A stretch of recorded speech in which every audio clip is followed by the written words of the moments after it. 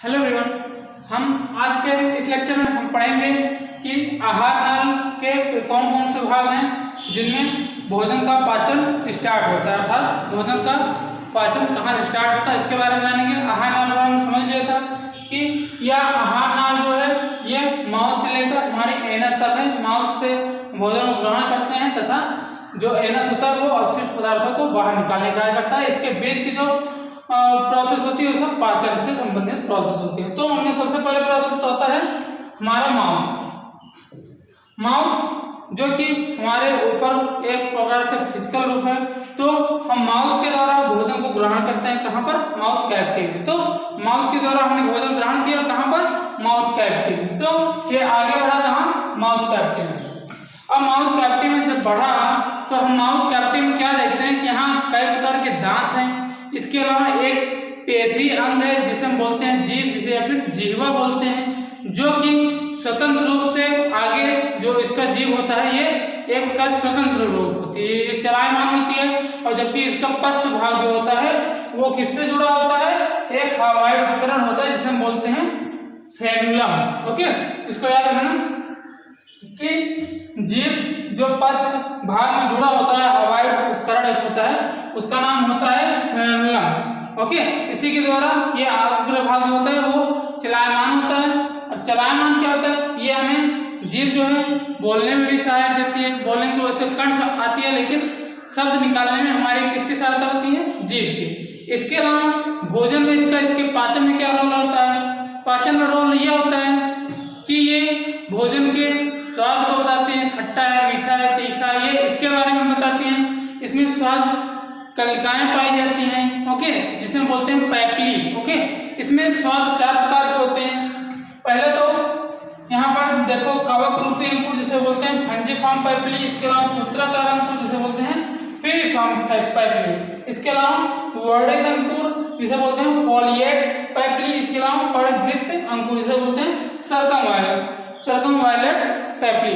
ये हमारी बुक में ज्यादा इसका जिक्र नहीं किया गया है, तो हम बस इतना जानते हैं कि इनमें जो स्वाद नलिकाएं पाई जाती हैं वो 4 प्रकार के होते हैं। इसको याद रख लीजिएगा, फंजिफॉर्म, फिलिफॉर्म, फॉलिएट, सर्कमवायलेट। ओके, इसके अलावा जीभ में भी कई प्रकार के ऐसे पेशियां पाई जाती हैं। उनको 4 प्रकार की पेशियां पाई जाती हैं जो कि इनके चलने में सहायक होती हैं। तो आज कई प्रकार के उसको हम न जाने, बस इतना जानते हैं कि इसमें 4 प्रकार की स्वाद कलिकाएं पाए जाते हैं। ये फ्रेनुलम से जुड़ा होता है। अब इसका जो भोजन के पाचन में रोल होता है वो होता है कि ये भोजन जब माउथ कैविटी में माउथ के द्वारा ग्रहण किए तो ये भोजन को पीसने या फिर उसको कुतरने के लिए, अर्थात उसके छोटे छोटे टुकड़ों में बांटने के लिए दांत की सहायता से वो भोजन को इस साइड से उस साइड, उस साइड से इस साइड, इधर उधर लाने का कार्य करती है। कौन? हमारी पेशी अंग जिह्वा। इसके अलावा हम जीभ की सहायता से इसमें कुछ लाभ भी निकलते हैं, जिससे ये ताल के द्वारा कुछ इसमें लाभ भी निकलता है जो कि भोजन में मिलता है, जो कि पाचन में सहायता प्रदान करता है। ओके, तो अब हम दांत के बारे में जानते हैं, अर्थात टीथ। मनुष्य में मुख्यतः जो होता है दांत पाया जाता है गर्ददंती। गर्ददंती इसलिए बोला गया इसे कि जो इसकी एक व्यवस्था होती है हमारे जबड़ों में, मसूड़ों में जो ये व्यवस्थित होती हैं, ये ऐसी व्यवस्था को हम बोल दिए गर्ददंती। ओके, मनुष्यों में जो दांत पाया जाता है वो गर्ददंती पाया जाता है, अर्थात मसूड़ों में धंसा हुआ पाया जाता है। इसके अलावा मनुष्य का दांत जो होता है वो एक्टोमीजोडर्मल होता है। इसको याद रखना कि मनुष्य का जो दांत होता है वो एक्टोमीजोडर्मल होता है। एवं मनुष्य का जो मसूड़ों से, अर्थात जहाँ पर जिसे बोलते हैं हनूर गर्दिका या फिर बोलते हैं सॉकेट जा, जिसमें दांत धसे होते हैं उसे बोलते हैं सॉकेट ऑफ जा, अर्थात हनूर गर्दिकाएं। तो उसके ऊपर वाला भाग मसूड़ों के, ये गहरा है ना, तो मसूड़ों के ऊपर वाला भाग जो होता है उसका एक सफेद आप भाग देखते हैं उनके दांत का, वो भाग होता है इनेमल का। इसका इनेमल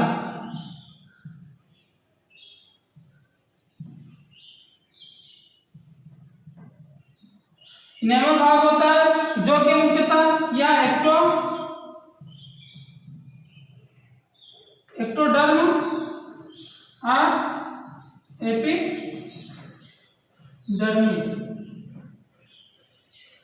से उत्पन्न जो ये इनेमल भाग होता है ये एक्टोडर्म या फिर एपिडर्मिस से उत्पन्न होता है। ये दांतों के ऊपर जो आप सफेदी देख रहे हैं ये हमारा मुख्यतः इनेमल वाला भाग पूरा होता है। ये हमारी बॉडी का सबसे मजबूत भाग होता है। कौन? इनेमल भाग, या फिर इनेमल जो पार्ट होता है ये हमारी बॉडी का सबसे कठोर भाग होता है। इसको याद रखना। ये हमारे जो जबड़े हैं अर्थात जिनमें ये हमारे दांत धसे हुए हैं अर्थात जो बोलते हैं सर्किट ऑब्जा, इसके ऊपर वाला भाग जो आपको दिखाई देता है दांत का, तो इसे हम बोलते हैं इनेमल वाला पार्ट। ओके। इसके अलावा मनुष्य सहित अन्य कई जानवरों में मुख्यतः दो प्रकार के दांत पाए जाते हैं। दांत कैसे? एक तो अस्थायी एवं अस्थायी। अस्थायी क्या दांत है?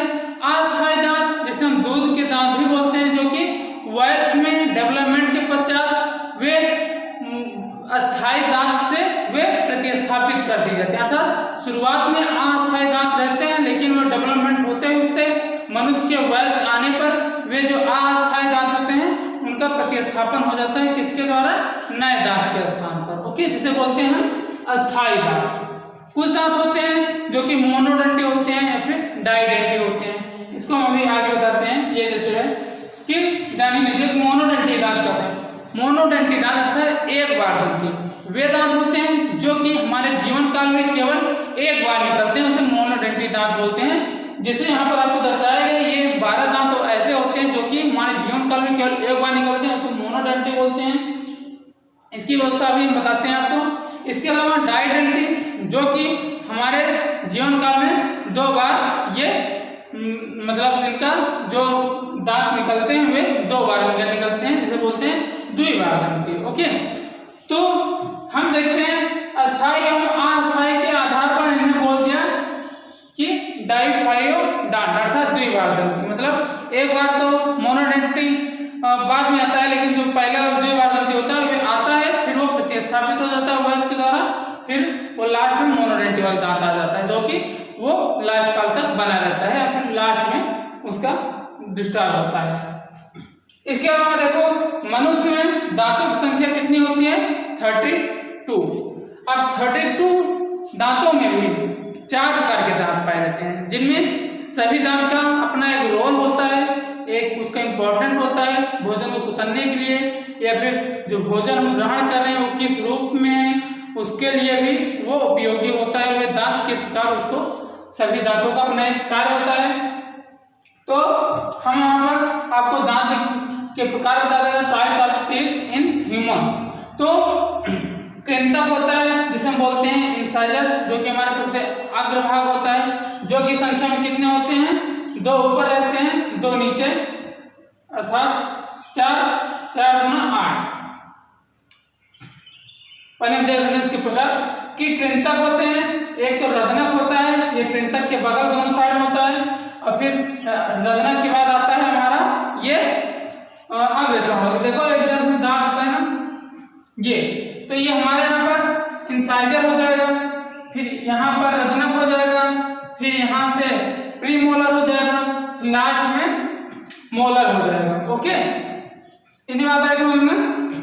तो ये हमारे 4 प्रकार के दांत होते हैं। अब इनकी व्यवस्था देख लीजिए किस प्रकार है कि मनुष्य में कितने दांत होते हैं?